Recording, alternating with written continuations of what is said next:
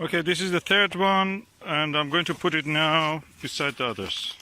And we now go for the, this is the third one of the strawberry grape. So we have 1, 2, and this will be the third one. Not bad for the drought year. And now I'm going for the harvest of the other ones. We have also red one here, which you need to harvest, but they are not a strawberry grape, they are something else. We bought this from the Wilkinson, the tree actually. Must be around 6 years ago.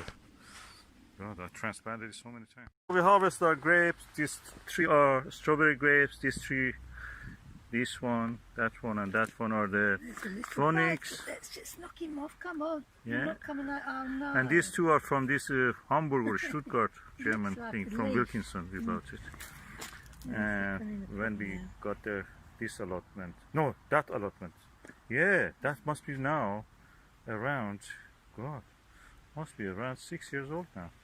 We transplanted it several times. It was just a stick, and now it gave some fruit. Last year it gave, but we didn't bother to harvest it because chickens were eating the whole tree, so we had to keep it on the net. Okay, lovely grape here. This is strawberry grape sweet. The taste of the sugar of this phonics is amazing. And this is another different variety. This is yellow, red. And yet we have those Stuttgart or Hamburg or whatever it is. And I don't think we can eat all of this. I will try to beat Susan on eating the grapes before she can make anything with them. But anyway, she may make her own drink. I will have my own grape, dessert grape to eat, enjoy, and everybody will be happy. Okay, what I'm doing, I'm trying to make a grape cordial. I'm separating the grapes from the bunches, and what I will do next stage, I will of course rinse them again. I wash them once, I rinse them again just to make sure they're alright. Then I will mash them with a masher, then I will boil them. This is not a wine, this is a grape cordial. So we will see how it goes.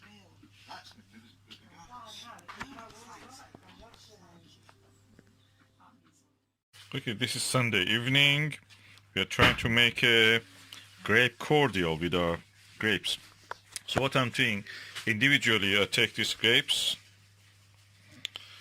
I separate the berries, put them here.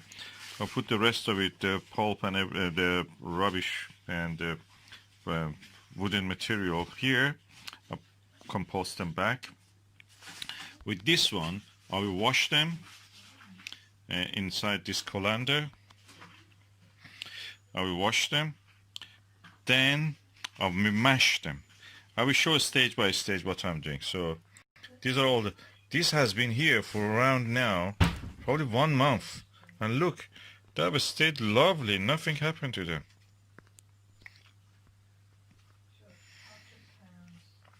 Perfect grape varieties. I think this is Bianca and Brandt. I want to show you this, the taste of this Brandt. It's so lovely. I never have experienced such a taste in a grape. And I've eaten a lot of grapes actually in my life. They are lovely. I think this is the best grape you can eat. Full of aroma and flavors. It's so flavorsome. And look at it.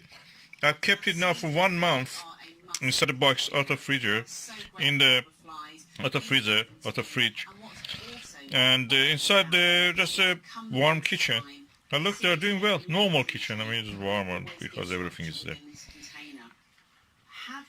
No rotting, nothing. Just kept. Beautiful. The taste of it, the flavors, so spicy, so aromatic. I've never tasted such a good grape. And I come from a region that grapes originally are from there. My ancestors were from there. We had eaten best grapes, and I think this is really good brand. This is a video about tasting the grape variety Brandt. It's a red black grape. and we harvested around 1 month ago. And it has kept really well. We just didn't freeze it. We didn't put it in the freezer. No bag. Just in the box, wooden boxes that they came from the allotment. We kept it like that. Let me taste them now. Oh, sweet. Aromatic. Oh, beautiful. Spicy slightly. And yet complex flavor. Oh, oh, oh. The flavor of it. How can I describe it? It's like perfume. Yeah, the word is perfume. They smell and taste perfume, like perfume. Oh. Branches are definitely a good variety to grow. And it's such a long keeper. I've never seen our grapes keep so long. I'm making cordial of them, but I'm wondering why should not keep some of them just for us? After 1 month, we have eaten a lot, yet there is some left, and I thought that they will go off if I don't make cordial with them. And now I'm wondering, should I eat them actually? Again, continue to eat. This is the best grape I've ever tasted. Oh, it's full of flavor and aroma. Perfume. Kind of musky perfume. Oh, it's lovely.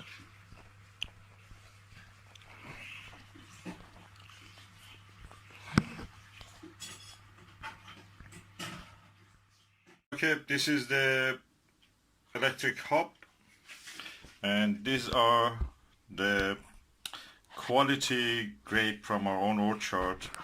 The variety's name is Branch. Very aromatic, very tasteful, and I'm mashing them just to make a cordial, grape cordial. So I will continue to do this until it's ready. Then I'll put it on the hob to reduce it, then mix it with a bit sugar. Okay, I have now mashed it with the potato masher completely. The thing is that because I'm not going to put it on the hob, what will happen is that any enzyme or any yeast inside this will be killed practically. You cannot use this directly anymore. If I leave it like that without a heat and ferment it somewhere, it will ferment, produce first the alcohol, then the alcohol changes to vinegar. But if you boil it, it will kill the yeast and the enzymes. So practically what you will end up with just juice. So if you buy a winemaking kit, that is what they give you, a concentrate of this. Then you have to add the yeast. They give you also yeast. You add it to that, so it actually goes for fermentation. With this one, you can actually preserve it longer because the yeast practically is killed inside it. Yeast can be, you know that how to make a wine. They ask the dirty foot workers, virgin or non-virgin, whatever, go there with the dirty foot. Just walk on the grape because the skin of the people have yeast in it. We know that. They're dirty. So unwashed feet on the grape introduce a lot of yeast, and that helps fermentation. That's the wine you drink. But when you boil it like that, the yeast is not there. So you can concentrate it like this.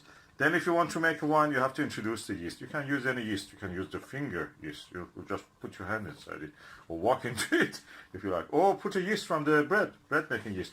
Or buy a special yeast from the wine making websites or retailers.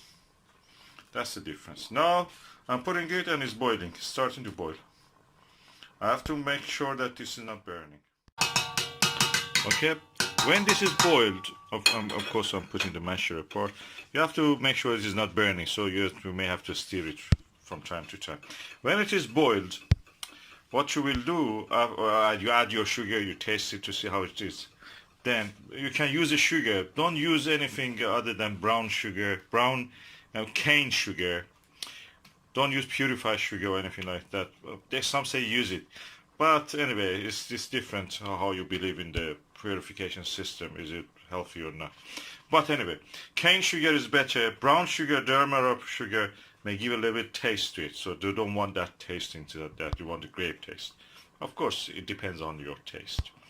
And cane sugar, fine, will be all right. I have something I'll show you. Okay, this is the kind of sugar I'm using. Golden castor, natural unrefined cane sugar. So it's a slightly yellowish brown, slightly. It's not pure white. I don't know in the light you can see. It's a slightly yellow brown or kind of orange color. Yeah. And when that is done, all the thing is done, we put it to a muslin bag and sieve it, squeeze it so all the juice comes out. You can use the rest of it as jam preserve if you want. I've not tried it, but you will see if you can use it. And the juice, which is cordial, you keep it and bottle it. You can use it as a concentrate if you want to make wine, or if you want to make vinegar. That's up to you. Keep it longer, it will become vinegar. There's another product you can use in kitchen. If you want to drink it as a drink, alcoholic drink, you can just keep it. The sugar provides the energy for the yeast to grow when you introduce the yeast, because yeast at this moment will be killed. But later, when you introduce the yeast to make wine or vinegar, that will be used by the organisms. Okay, when it is boiling, this is stage of boiling has reached. It was on the highest gas number. When it is starting to boil, you put the lid on it and you reduce this to the lowest possible. So number 1 here is the lowest one. And you leave it like that. Sometimes come and check it that it is not burnt, the bottom of it especially. So you may have to stir it. Then we come after a while and add the sugar. Now this has now been on the low fire for a while. We don't want to make jam. Remember, we are making cordial, so we don't need to make it really thick. So this is I have here around 1.5 kilo of grapes, and probably I take about 1 kilogram, 1 liter of the juice out of it. So around half a kilo to 1 kilo of this I empty here. Okay, this is the non-purified, non-refined cane sugar. Beet sugar is the one that you get from beetroot. Cane sugar is the one sugar that you get from cane. That's the difference I'm trying to. Okay, this was 1 kilogram. So I'm putting around more than a half a kilo, something between 1 kilogram and half a kilogram of it. So anything approximate.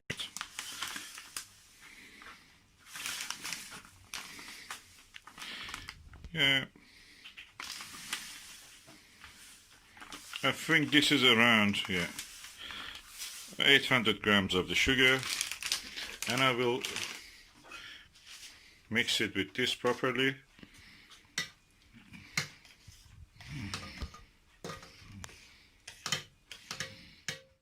It's been here on the fire for now, on the heat, now for around 45 minutes, 1 hour. It has thickened up a little bit. The thing is that at this stage you can remove it from the flame. The whole point is now to thicken it up. If you want to keep it later, if you don't have the time, you can just turn off the heat. It was on 1, now put it on 0. And remove it from the fire, so it just gradually will cool down. You can taste it. If you want it runny, you can have it runny. It's a syrup, cordial as you call it. And the whole point is that you can keep it now for a few days at least like that. Why? Because all the yeast, anything that could actually cause molding in this is being killed by the heat. And the enzymes are what dissolved. So practically you have something which is kind of sterilized. And you don't need to worry about it. You can just go and later come back and just sieve it through the muslin. Or you can even use a colander just to take the things out, or if you have the time, just with a spoon. If you don't have any of this, just with a spoon remove the pith from there, and it leaves you with a cordial. The whole thing is that you can thicken up it as much as you like, thicken it up until it forms a consistency of a preserve or jam actually. Yeah, a kind of marmalade texture you get. You can do it as much. They do, I know that. My mother was always talking about they made a very thick syrup of the grape when they had a lot that they cannot do anything with it. And they ate it with bread. It was nice, like with bread. It's like jam, they use it with bread. Toasted bread and such things. So, you know how to do it. Do it according to your taste now.